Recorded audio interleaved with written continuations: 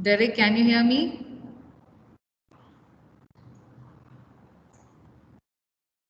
Derek, are you there? Please send a message.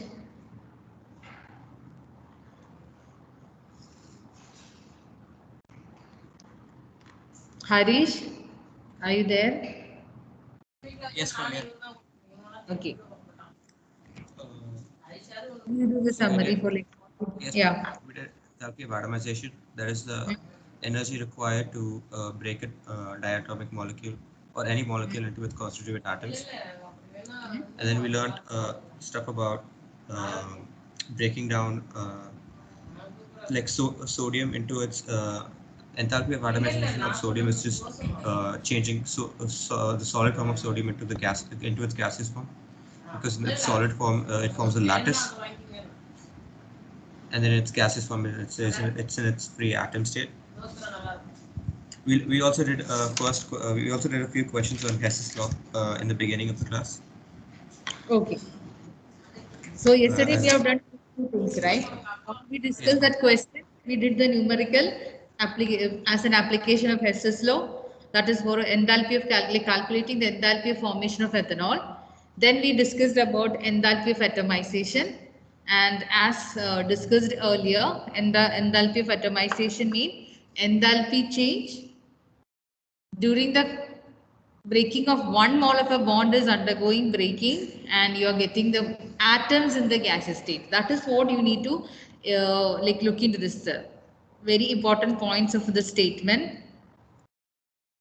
You're breaking one mole of bonds is breaking completely to obtain atoms in the gaseous phase, right? That is the formation of atoms by the breaking of the bonds. It could be like in the case of a H2, that is a diatomic molecule where you have H2, O2, Cl2, N2, etc. For them, the enthalpy of atomization and their bond dissociation enthalpy both are same, because breaking the bonds only one bond is there in all these atoms. Oxygen mean double bond between the oxygen, and nitrogen is triple bond between the nitrogen. So when you break these bonds, you are getting the atoms in the gaseous state, right? So for hydrogen, chlorine, nitrogen, etc. diatomic molecule, for them the enthalpy of atomization mean it is their bond dissociation enthalpy. Then we discuss another case where it was a molecule, CH4 is a molecule. CH4 mean carbon is making bonds with 4 hydrogen. So it is a molecule with 4 hydrogen bonded to the carbon atom. So when you break the bonds, you are getting carbon and hydrogen. This is also considered as enthalpy of atomization. You need to take 1 mole of the compound, whatever it is. It will be completely breaking the bonds to get the atoms. Then the third set of atomization is like already atomic elements like sodium, basically for metals. They exist as atom only, but the problem of metal is that they are in the solid state. They exist in the solid state due to the attractive force in the lattice. They are arranged in a regular lattice. So only thing is that they have to overcome that lattice. You have to break the lattice and convert the atom into the gaseous state. So for them, the enthalpy of atomization will be equal to sublimation. Enthalpy of sublimation, because what change is happening is like from a solid to gas, because they are already in an atomic form. Only thing has happened is the state change from solid to gas. So solid to gas change mean it is sublimation. So you can see enthalpy of atomization can be related to some other enthalpies based on what type of compound or atom you have taken. So for some it is equal to bond enthalpy is equal to their bond dissociation, like for diatomic molecules, hydrogen, oxygen, chlorine, etc. And for atomic elements like sodium and any other metal, enthalpy of atomization is their enthalpy of sublimation. And there are some other molecule for them. The molecule is mean you have to take one molecule like 1 mole of the substance and completely breaking down the bonds to get the atoms in it. Okay, so that is what enthalpy of atomization. Any doubt before we proceed? Clear? Next and the final type of enthalpy which we are discussing is bond enthalpy. This is the last type of enthalpy, and from the word itself it's clear that bond enthalpy is related to the breaking or the formation of the bond. And mostly we know that if you're breaking, say for to break a bond, if you need 100 kilojoule energy, so plus sign mean you're giving. So always bond breaking mean giving energy, and during the formation of a bond, the same amount of energy will be given out. Say example, carbon hydrogen bond. If you want to break carbon hydrogen bond, say you need 100 kilojoule, and just roughly taking a value, just taking 100 kilojoule, and the same amount of energy will be given out if a new CH bond is forming. So the amount will be same.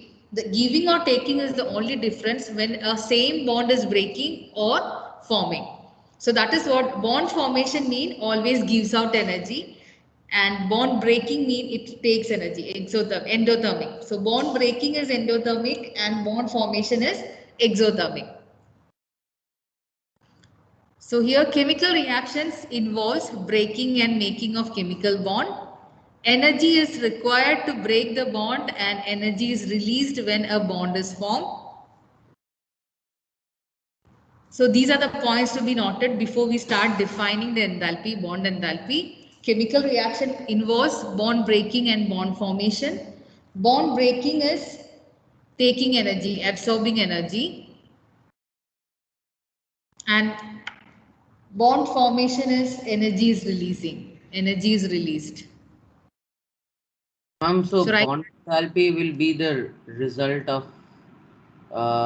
like enthalpy in bond breakage, and enthalpy in that means formation the of bond. enthalpy mean energy change. So as that's what I'm saying. For a particular type of bond, say OH bond, the bond breaking and bond formation requires same amount of energy. Only thing is that the sign will change.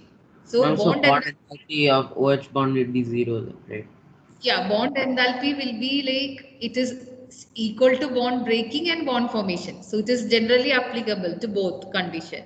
Only thing is that if it is a bond breaking, you will take positive sign, and if it is bond formation, you will take the negative sign. So bond enthalpy mean it can be defined in both the way, either as bond breaking or as bond formation, because the quantity is same. If it's 100 kilojoule, that value will be same, and positive and negative sign is the only thing which will be changing as per the bond breaking or bond formation. Okay, so bond enthalpy, like this is the important point. You need to know this one. Energy is required to break the bond and energy is released when bond is formed. So write it as the key point. So it is negative because it is being released, right? The Yeah, energy. release Okay. me negative. Now let's look into the bond enthalpy. Bond enthalpy, as in other cases, you can write delta H, that is the enthalpy change. And for the standard condition, we write the symbol. And for bond enthalpy, we used to write BOND, bond. Not the James Bond, but the chemical bond.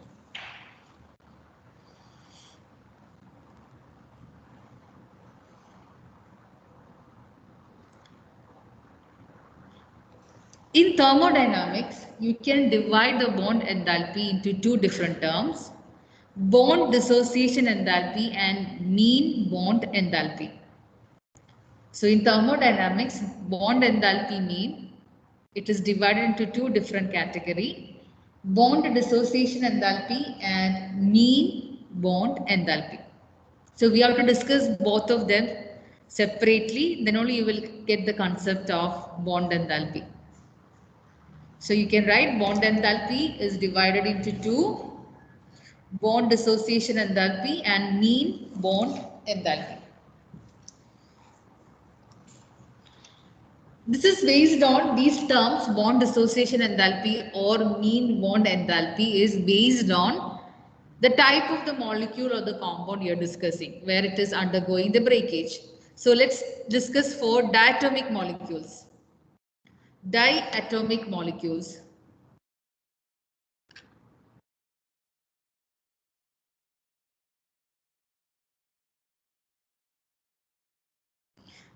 And to explain the diatomic molecule, we'll take example of hydrogen, H2 gas.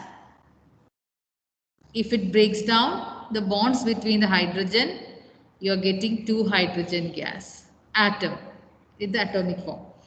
So here the bond dissociation enthalpy means it is the enthalpy change when 1 mole of a bond, so hydrogen bond, here in this example the HH bond is what we are discussing. So if you take 1 mole of H2 gas, it will be containing 1 mole of hydrogen bond, and that should be in gaseous state. So that is important. It is the enthalpy change when 1 mole of a covalent bond of gaseous covalent compound is broken to form products in gas phase. So hydrogen and hydrogen is making a covalent bond. We know that it's a covalent bond between hydrogen atom. And this covalent bond, when the molecule is in the gaseous state, so it's already hydrogen is in the gaseous state. When it is undergoing the breakage to form products, so in this case it is atom, but in the bond enthalpy it is not always atom, it's not compulsory like in the case of atomization. So that kind of enthalpy change is referred as bond dissociation enthalpy. So this is applicable in the case of diatomic molecules.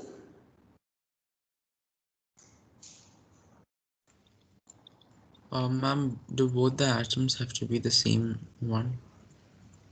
It cannot be, it is not compulsory. You can talk about HCl bond, right? If you want to discuss about say HCl, HCl is also diatomic molecule.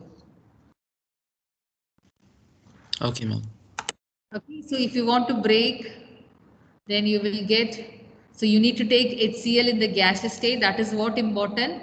If you're taking HCl in liquid state or solid state, that's not correct. So the what compound you have to break the bonds should be in the gaseous state, and you will be getting the product also in gaseous state.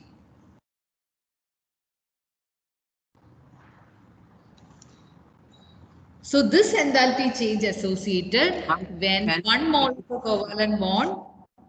Yes, Kritya? Ma'am, so it's only for diatomic or can it be more than diatomic also? That is polyatomic. That is a different case. So let's discuss about the diatomic molecule first. Then we'll go to polyatomic. Okay. Diatomic means 2 atoms joined. It could be same atom. It could be different atom.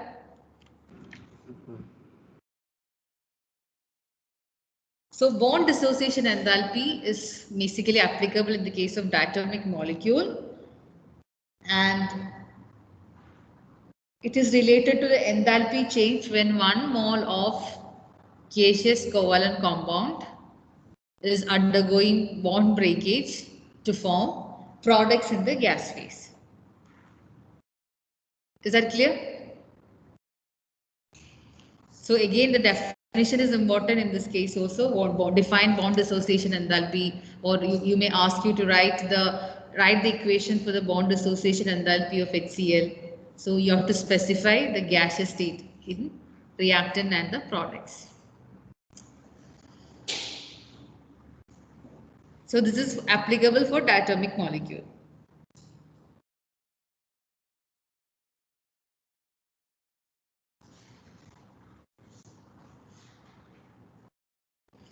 And in the diatomic molecule, as we discussed in the atomization, their bond dissociation and their atomization are same for same molecule, right? Hydrogen, chlorine, oxygen, etc. For them, their atomization and their bond dissociation are same. Because there is only one, and if you break the bond, you are getting atoms. And you are breaking the bond, it is bond dissociation. So it is same. So you can have chlorine, oxygen, etc. Same way. You can show their bond dissociation enthalpy, and it is equal to their atomization, enthalpy of atomization. This is true for all diatomic molecule. Enthalpy of atom for all. So if you're making the note like as a key point, for all diatomic molecule,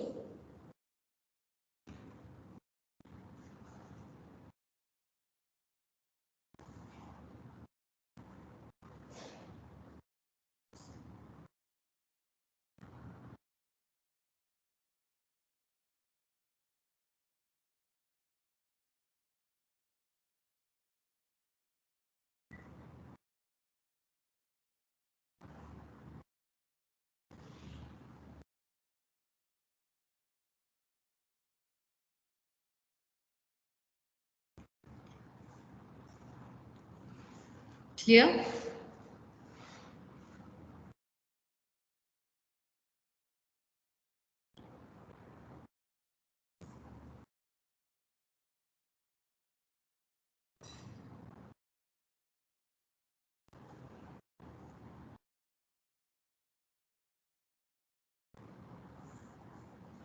Done?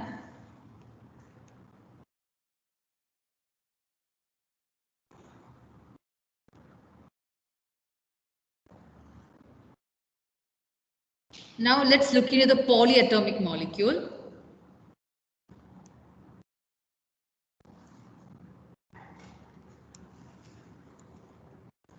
Polyatomic molecule means from more than 2 atoms joining as a molecule. So here also they have taken an example of CH4, and you know that CH4, if you break the bonds, there are 4 carbon hydrogen bonds are there in the methane molecule. CH4 is methane, and there are 4 carbon hydrogen bonds are there. When you completely break all the 4 bonds, you will be getting carbon and hydrogen. But this reaction is not taking place in one step simultaneously. That means first it will be breaking one of the carbon hydrogen bond. Then the second bond will be breaking, third, and finally the fourth bond. So it is not happening simultaneously. And the energy to break each CH bond in methane will be different. Okay, that means, say example, for the to break the first carbon hydrogen bond, you supplied 100 kilojoule energy. Maybe to cut down the seconds, break down the second bond, you may have to give only 95 kilojoule. So the amount of energy you're supplying for successively to break the bonds, the same type of bonds in a molecule will be differing. And that can be shown over here if you look into this one. The actual values are given. When CH4, one bond is breaking as CH3 and one hydrogen, the amount is 427. In the next step, one more hydrogen carbon bond will be breaking down, and you are getting, you need 439 kilojoule per mole energy. And in the third step, when the third carbon hydrogen bond is breaking, the amount of energy required is 452. And the fourth step, when the fourth carbon hydrogen bond is breaking, the amount of energy required is 347 kilojoule mole. Here, all the bonds were identical. All of them were carbon and hydrogen. So, 4 bonds were identical. 4 CH bonds are there in methane, and all of them were identical, exactly same type of bonding. But yet, yes. Ma'am, could you, ma'am, after finishing this, could you explain the previous one again, the diatomic molecules? Okay, I'll come. Diatomic molecule is nothing. You have only one bond between the 2 atoms. That is what diatomic molecule, right? Ma'am, but like what about cases of O2? Like O2 is still 2 atoms, but it is a double bond, right? Yeah, double bond mean that double bond will be breaking between the atoms. So the energy will be varying. See, you can see for chlorine it was single bond. So the energy is 242, but double bond, the energy required will be more. That is the only difference. Uh, okay. So triple bond it will be It more has than that. pi and sigma bond, right? So to break both, it will take more. No, but still this bonding is happening between the same atoms, right? Yeah. They diatomic only. It is still under the diatomic condition. It's not, there is no 3 atoms or 4 atoms. Only thing is that the double bond, you need more energy to break down the double bond. Double bond is taken as one entity, right? It's we don't say that it is 2 single bonds, even though we know that one is sigma and other one is pi. Yes, ma'am. But it is like together only. There is no existence for the pi without the sigma bond, right? We discussed But that. like, but to break the sigma bond, you have to break through the pi bond. So shouldn't it be separate? How No, it will can? be separate, but when you separate them completely, then only you can say the double bond is broken down, because single bond oxygen is it stable. If you even if you divide the pi bond, the sigma bond will not stay there, because that kind of system is not stable. So immediately it will happen. There won't be any gap. That is Okay. why single bond or double bond between the oxygen is taken as one and the value is given. And as it is difficult because there is double bond, the energy value will be Yeah, different. it'll be more higher. More energy. That is the only thing. Yes, ma'am. I want to clarify that. Okay, no issues. So when you look it over here, all the four bonds were identical exactly, but yet we found that the value needed to break the carbon hydrogen bond was different in each step. So in such cases, you cannot take 427 as the bond dissociation energy for carbon hydrogen bond. You cannot take 347. You cannot take 452. You cannot take 439. In such cases, the same bonds, the carbon hydrogen bond, the identical bond, the same type of bond present in the same molecule requires different energy to break, then we use mean bond enthalpy. That means you will take the average, you will take the mean value for this thing. And that you are getting it as 1665 kilojoule per mole.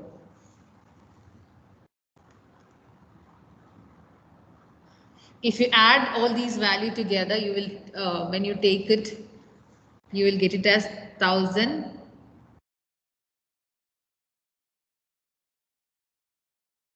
So shouldn't we divide it by 4 for mean? Yeah, when you take the mean, you will take but the total energy required to break all the four bonds will be 1665. But if you want to find what is the energy for one bond, one carbon and hydrogen bond, then you have to take the mean value. That is the average.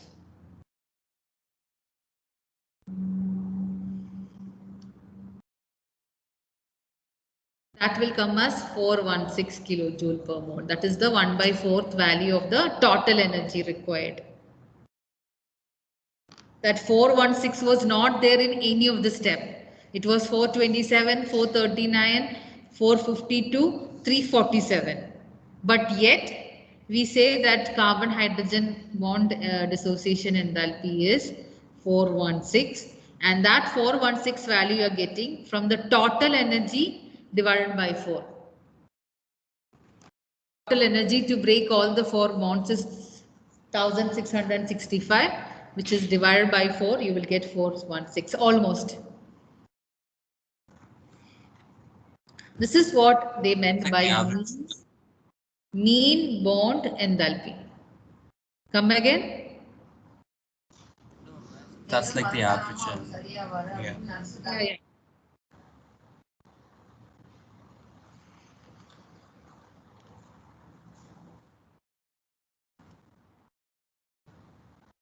So this is the difference between a normal bond dissociation enthalpy for diatomic molecule and mean bond enthalpy for polyatomic molecule.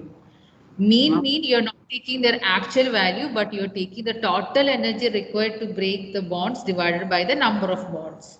Say if you want to do for ammonia in NH3, you have nitrogen making 3 bonds, and you have to, here also you will go for the mean bond enthalpy for NH bonds, because each NH bond will require different energy. So you will add all these 3 values and divide it by 3. So it's based on how much energy. So your total energy to break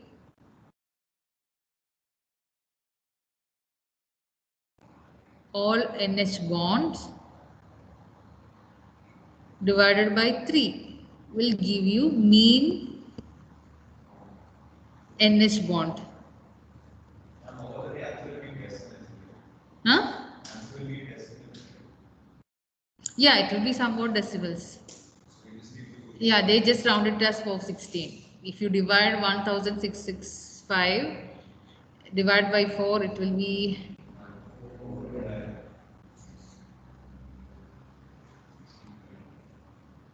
almost like they rounded it.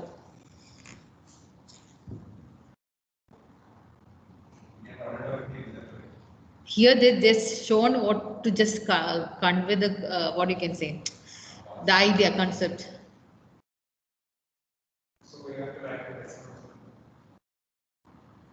In the exam, if there is a question like that, you can do it. But here it's more like a conceptual, like related to concept.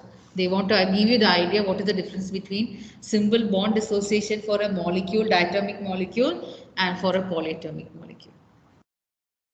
Any doubt?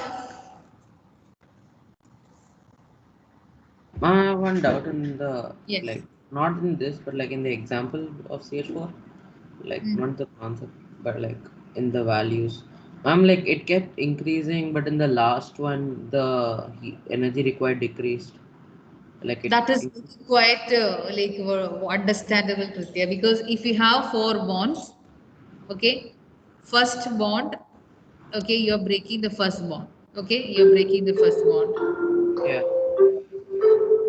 So